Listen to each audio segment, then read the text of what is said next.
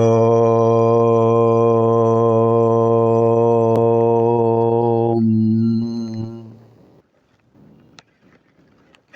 గురుభ్యో నమః. నారాయణం నమస్కృత్య నరం చైవ నరోత్తమం దేవీం సరస్వతీం వ్యాసం తతో జయముదీరయేత్. ఆదౌ రామతపోవనానుగమనం హత్వా మృగం కాంచనం వైదేహీహరణం జటాయుమరణం సుగ్రీవ సంభాషణం వారీ నిగ్రహణం సముద్రతరణం లంకాపురీదాహనం పశ్చాత్ రావణకుంభకర్ణహననం ఏతద్ధి రామాయణం.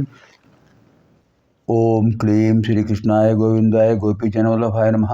ఓం క్లీం శ్రీకృష్ణాయ గోవిందాయ గోపీజనవల్లభాయ నమః. ఓం క్లీం శ్రీకృష్ణాయ గోవిందాయ గోపీజనవల్లభాయ నమః. ఓం క్లీం శ్రీకృష్ణాయ గోవిందాయ గోపీజనవల్లభాయ నమః. ఓం క్లీం శ్రీకృష్ణాయ గోవిందాయ గోపీజనవల్లభాయ నమః. ఓం క్లీం శ్రీకృష్ణాయ గోవిందాయ గోపీజనవల్లభాయ నమః. ఓం క్లీం శ్రీకృష్ణాయ గోవిందాయ గోపీజనవల్లభాయ నమః. ఓం క్లీం శ్రీకృష్ణాయ గోవిందాయ గోపీజనవల్లభాయ నమః. ఓం క్లీం శ్రీకృష్ణాయ గోవిందాయ గోపీజనవల్లభాయ నమః. ఓం క్లీం శ్రీకృష్ణాయ గోవిందాయ గోపీజనవల్లభాయ నమః. ఓం క్లీం శ్రీకృష్ణాయ గోవిందాయ గోపీజనవల్లభాయ నమః. ఇదాनीं वयं सर्वे श्रीमद्भागवतमहापुराणे तृतीयस्कन्धे द्वितीयाध्याये प्रविशामः. ఉద్ధవుల వారు శ్రీకృష్ణ పరమాత్మ యొక్క దివ్య లీలలను, బాల్య లీలలను, లీలా విలాసాలను వర్ణిస్తున్నారు. శ్రీశుకో ఉవాచ ఇది భాగవతః పృష్టః క్షత్రావార్తాం ప్రియ ఆశ్రయాం ప్రతివక్తుం నచోత్సేహ ఔత్కంఠ్యాత్ స్మారితేశ్వరః. శుకపరబ్రహ్మ చెప్తున్నారు, పరీక్షణ్ మహారాజా, శ్రీకృష్ణ పరమాత్మ యొక్క దివ్యములైన లీలా విలాసాలు అనంతములు. వాటిని గురించి తెలుసుకోవడం కానీ చెప్పడం కానీ ఆ స్వామి అనుగ్రహంతోనే లభిస్తాయి. ఉద్ధవుడు స్వామివారికి పరమభక్తుడు. బృహస్పతి, దేవగురువు బృహస్పతి యొక్క శిష్యుడు. బృహస్పతి అంశలో ఆవిర్భవించిన వాడే. ఆయన శిష్యుడయ్యాడు. వేదాంగ పారంగతుడు, సమస్త శాస్త్ర పండితుడు. చిన్నప్పటి నుంచి కూడా గోవిందనామస్మరణ చేస్తూనే ఉండేవాడు. చిన్నప్పుడు 7 ఏళ్ల వయసులో వాళ్ళ అమ్మ భోజనానికి రమ్మంటే ఉద్ధవుడు చెప్పాట, లేదు, నేను ఇప్పుడు శ్రీకృష్ణ పరమాత్మను పూజిస్తున్నాను, ఇది అయిన తర్వాత నేను వస్తాను అని చెప్పి అప్పటి వరకు ఆ పూజా కార్యక్రమం అయ్యేంత వరకు ఆయన వెళ్ళలేదు, భోజనానికి వెళ్ళలేదు. అలాంటి విశేషమైన భక్తి పారమ్యం పసితనం నుంచి వచ్చింది.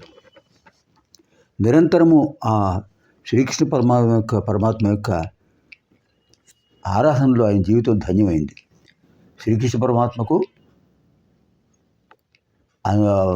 ఆంతరంగిక కార్యదర్శి అని కూడా చెప్పచ్చు. ఎందుకంటే ఉద్ధవుడితో చెప్పకుండా ఆయన ఏ కార్యక్రమం చేసేవారు కాదు. ఏ పనైనా సరే, దుష్ట శిక్షణ, శిష్ట రక్షణ ఏదైనా సరే ఉద్ధవుడితో చెప్పి చేసేవారు. అలాగే ఆయన నిర్యాణ సమయంలో కూడా, పరమాత్మ నిర్యాణ సమయంలో కూడా ఉద్ధవుని దగ్గరికి పిలిచారు. ఆ విషయాన్ని ఉద్ధవుడికే చెప్పారు. నిర్యాణం అయిపోయిన తర్వాత ద్వారక సాగర గర్భంలో గడిపోతుంది. ఆ లోపే అక్కడ వాళ్ళందరినీ కూడా యువతకు తీసుకొచ్చి హస్తినాపురాన్ని తీసుకెళ్ళమని చెప్పు అర్జునుడితో అని చెప్పవలసిన విషయాలు చెప్పారు. అలాంటి మహానుభావులు వారు ఉద్ధవులు వారు. ఇంకా ఉద్ధవుల వారిని విదురుడు అడిగాడు, స్వామి, మీరు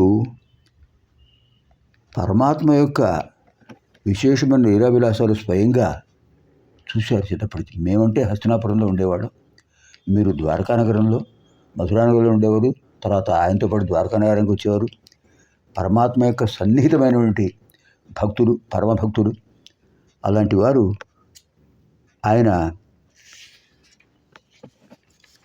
అవతార పరిసమాప్తి అయిన తర్వాత ఆ బాధను ఎలా పొందగలిగారు, ఆ బాధను ఎలా అనుభవించగలిగారు అంటే ఉద్ధవుల వారు అన్నారు, నాయన,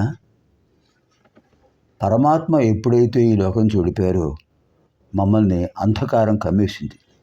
నిరాకార పరబ్రహ్మ నరాకారుడై మన మధ్య తిరిగాడు. ఆ సమయంలో ఆయన లీలా విలాసాలు పరమాద్భుతాలు. జగన్నాటక సూత్రధారి ఆయన కూడా పాత్రధారిగా వచ్చి తన పాత్ర పూర్తయిపోగానే ఇంకా వెళ్ళిపోయారు. ఆయనతో పాటు నివసించడం అనేది మా అదృష్టం. ఆయనతో కలిసిమెలిసి జీవించాం మేమందరం. కానీ కొందరు ఎవరో కాదు, ఆయన కుటుంబ సభ్యులే ఆయనను పరమాత్మగా గ్రహించలేకపోయారు. తత్ఫలితంగానే వాళ్ళు చాలా బాధలు పొందారు. యోగమాయ ప్రభావం అలా కమ్మేస్తుంది. వాళ్ళ యొక్క ప్రారంభ కర్మ ఫలితాలు వాళ్ళు పొందవలసిందే కదా.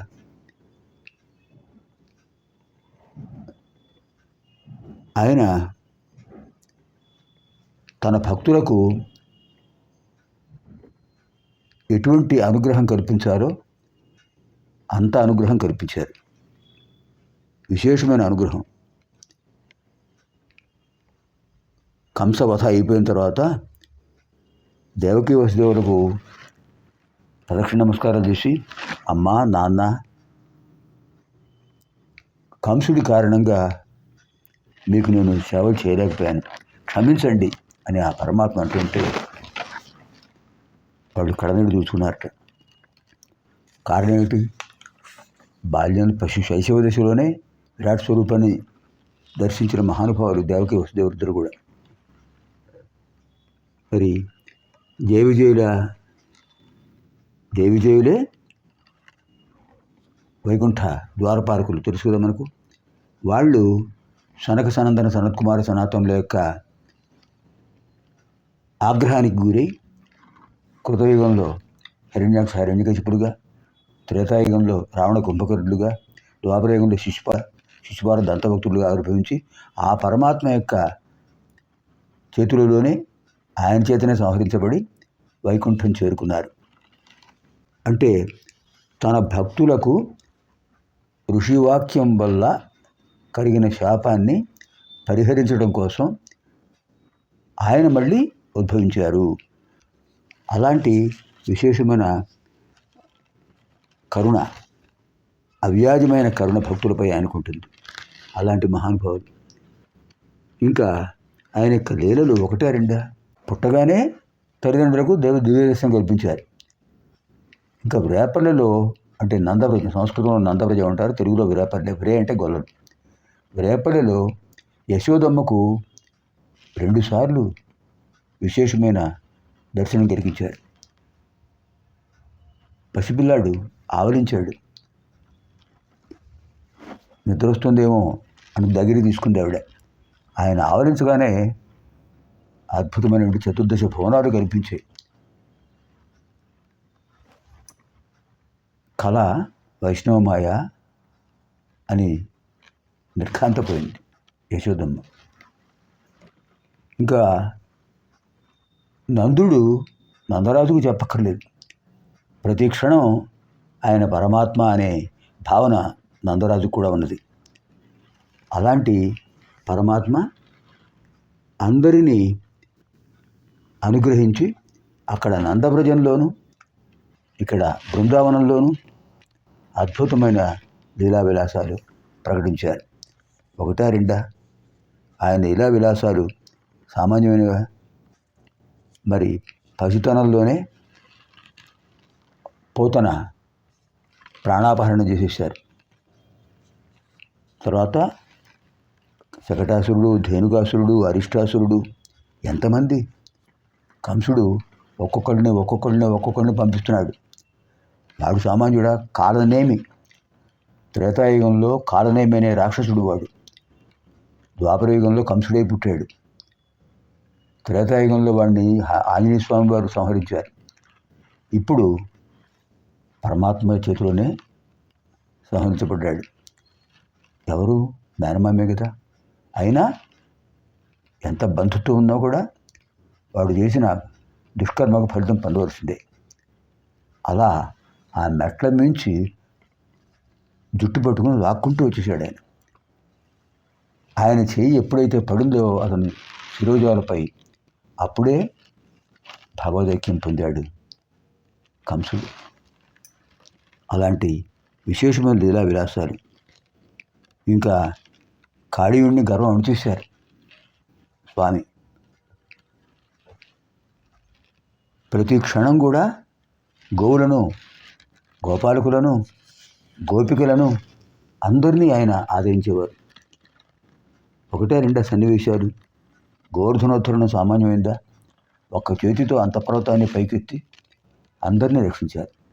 ఇలా విలాసాలు ఎన్నో ఉన్నాయి అని ఆయన చెప్తుంటే ఎదురుల వారు చాలా చాలా సంతోషించి, స్వామి మీరు చెప్తుంటే మేము చూసినట్టుగా ఉంది ఆ లీలా విలాసాలు, మరికొన్ని చెప్పండి స్వామి అని అడిగారట.